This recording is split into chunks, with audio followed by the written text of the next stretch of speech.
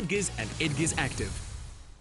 Now, as a child, I remember being very demanding of my mom and my grandparents. I always wanted to have the latest, newest, trendiest things. I wanted them to be at every sporting event, at every choir performance, and I wanted them to give me privacy when I was growing up. Now, all that was enough to, I'm sure, make them ask the question, what does this child want? And I'm sure that's the question that many parents out there ask, and Nikki Bush, parenting expert, is here to help us answer that question.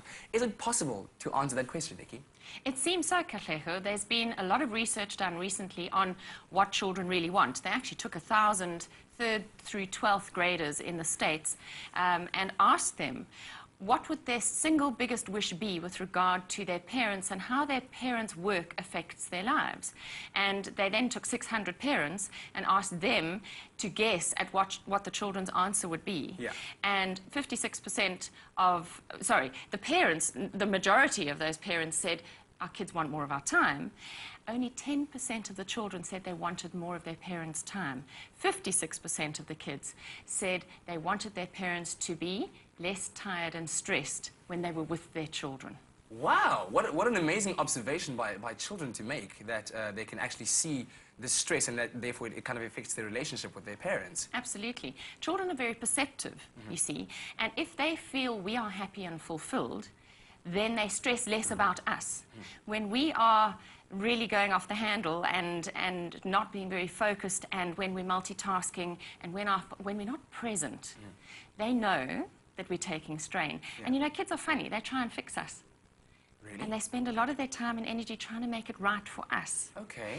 And it's actually us. We need to think about what we're doing when we're with our kids, because actually what they want is not more of our time, but more of our happiness.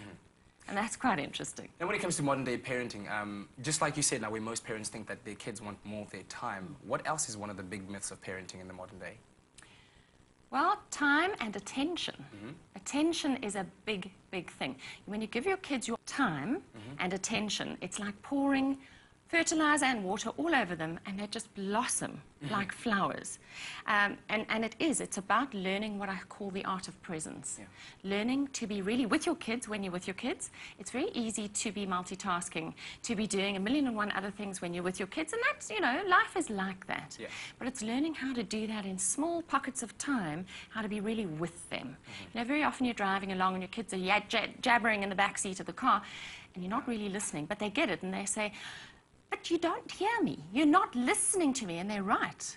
To a large degree, they're actually right. Wow. Okay. Yes. Now, thinking about that, I can think of those movie scenes where mom is driving and, oh, Dad, today we did this and we played with the ball. And you're just like, you know, thinking about other things. So it's really about taking the time when you're with them to be with them. Yes, and also learning that actually the time that you spend with your children and the time that you spend at work or whatever else it is that you're doing is actually all your time. So it's not about dividing it up and saying, well, that's my parenting and that's my work time, and that's my social time. All of it is your time.